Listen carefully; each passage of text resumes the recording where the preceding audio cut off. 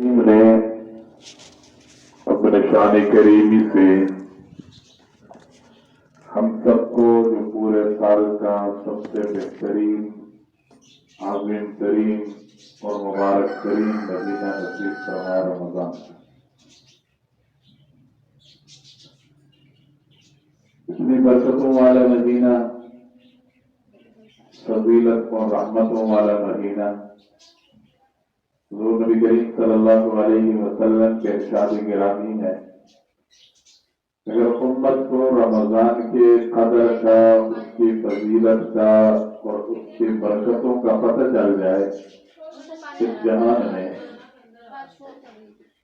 کہ بندہ ساری زندگی اور سال بھر کے روزوں کی تمنا کرے کہ اللہ ایک مہینہ تھوڑا ہے، سال 11-12 مہینے روزے ہے، لیکن اصل چیز مسلمان کا جو ایمان ہے وہ ایمان بالغیب ہے۔ بعض اوقات بعض لوگوں کا ذہن ہے کہ پتہ نہیں اس پر کیا ملتا ہے، کیا ملے گا، مولوی یا اللہ نے پتہ نہیں پوری امید ہے کہ کوئی نہ۔ حالانکہ ایمان بالغیب کا مطلب یہی ہے کہ میں اپنی آنکھ سے نہیں دیکھ رہا، قرآن کہہ رہا ہے میں مان گیا، میں اپنی آنکھ سے نہیں دیکھ رہا۔ حضور نبی کریم صلی اللہ علیہ وسلم نے رمضان کی فضیلت بیان فرمائی، مجھے اس پر 100% نہیں، اس سے بھی زیادہ کا یقین ہے کہ اللہ نے روزے پر ہی برکتیں دینی ہے، روزے رکھنے پر اللہ نے یہ فضیلتیں عطا کرنی ہے، روزے رکھنے پر اللہ نے اپنے بندے کے حق میں یہ فیصلے کرنے ہیں، وغیرہ پھر تو نہ ہم نے جنت کو دیکھا نہ ہم نے جہنم دیکھی، پھر بندہ کس لیے کر رہا ہے؟ جنت پر بھی مجھے یقین ہے، جہنم پر بھی میرا ایمان ہے، اللہ نے جنت بھی بنائی، اللہ نے جہنم کو بھی بنایا، اور جنت اپنے نیک لوگوں کے لیے اور جہنم نافرمانوں کے لیے۔ اتنا مبارک مہینہ ہے یہ رمضان کا۔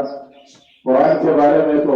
اللہ خود ارشاد فرماتے ہیں قرآن میں، شہر رمضان الذی انزل فیہ القرآن۔ صرف قرآن نہیں،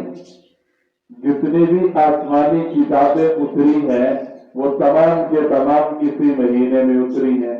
تمام کے تمام کسی مہینے میں نازل ہوئی۔ حضرت ابراہیم علیہ نبینا علیہ السلام پر صحیفے اترے اسی مبارک مہینے میں، حضرت داؤد علیہ السلام کو زبور ملی اسی مہینے میں، حضرت موسیٰ علیہ السلام کو اللہ نے تورات عطا فرمائی اسی مہینے میں، حضرت عیسیٰ علیہ السلام کو اللہ نے انجیل آسمانی کتاب عطا فرمائی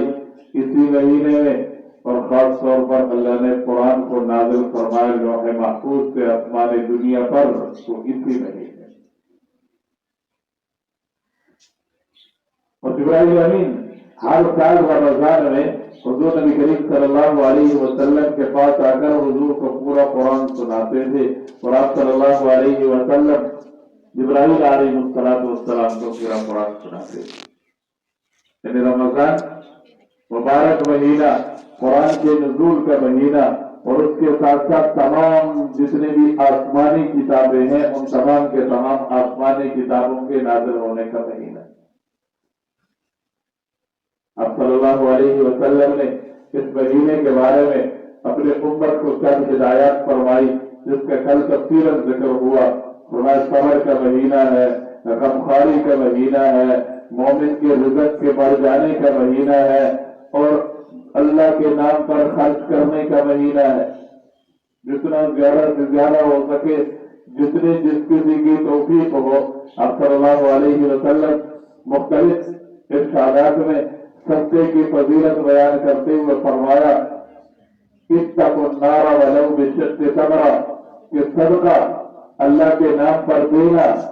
یہ بندے کو جہنم کی آگ سے بچاتا ہے، یہ بندے کو کل قیامت کے دن اللہ کے عرش کا سایہ نصیب کرتا ہے۔ اب صلی اللہ علیہ وسلم نے ارشاد فرمایا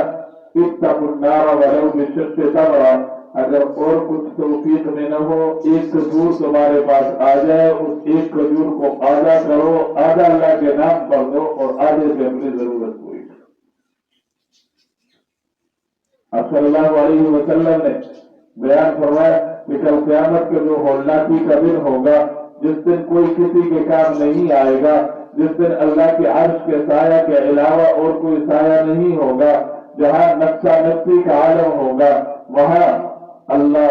बंदे को अर्श का जो साया नसीब फरमाएंगे उसके सदक़े के बकदर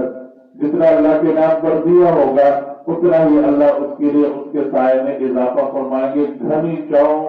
ज्यादा छांव और ठंडी छांव अल्लाह अदा फरमाएंगे कब क़यामत का दिन और सदक़े के बाद। और खासतौर पर इस महीने में आप सल्लल्लाहु अलैहि वसल्लम ने पानी पिलाने की फजीलत है और खजूर से रोजा इफ्तार कराने की फजीलत है। इस तो बढ़ के और फजीलत की अब सल्लल्लाहु अलैहि वसल्लम ने इरशाद फरमाया, रोजा रखा एक ने है, आपने उसको अफ्तारी दी, उसने रोजा इफ्तार किया, आपकी इफ्तारी अल्लाह ने कबूल फरमाई, तो उस रोजादार के रोजे के बकदर अल्लाह तुम्हें सवाब अता फरमाएंगे। लेकिन इसका ये मतलब नहीं है जैसे हमारे माहौल में कोई रोजा रखा है, नहीं भी मैं तो फलाने में रोजा रखा रहे। किसी को रोजा रखाने से अपना रोजा अदा नहीं होगा। सेहतमंद है, उज़र कोई नहीं है, मसला नहीं है, रोजा रखना फर्ज है। फमन शहिद मिनकुम अश-शहरा फल्यसुम, कुरान का पहला हुक्म रोजों के मुताबिक कि जिसको सेहत, आफियत, उज़र के बगैर रमजान का महीना मिल जाए, फल्यसुम हो, उसके ऊपर फर्ज है कि वो रोजा रखे। हाँ, कोई उज़र है, बुढ़ापा है, बीमारी है,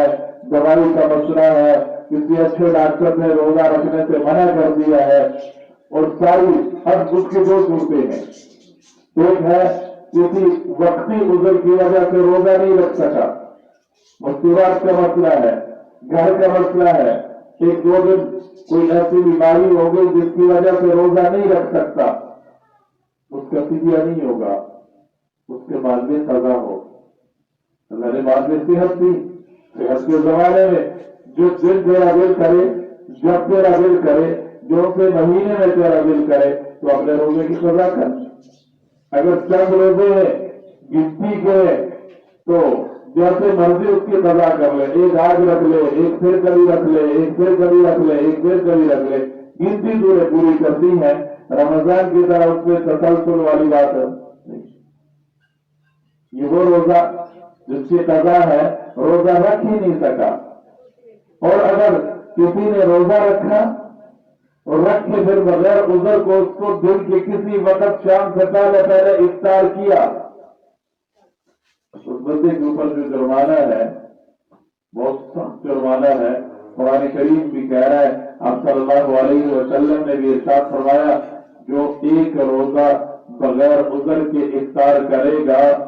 उस एक के बदले उसको फिर 2 महीने मुसलसल रोजे रखने पड़ेंगे। शहरैन मुतताबिअैन, 2 महीने मुसलसल। जो रोजे का कफारा है, एक रोजे का फिदिया है, एक रोजे की कज़ा है और एक रोजे का कफारा है। वो कफारा ही बगैर उज़र के चलते चलते दोस्तों के साथ रोजा खा गया, बगैर उज़र के पानी पी गया, बगैर उज़र के अपने रोजे को इफ्तार कर लिया, शाम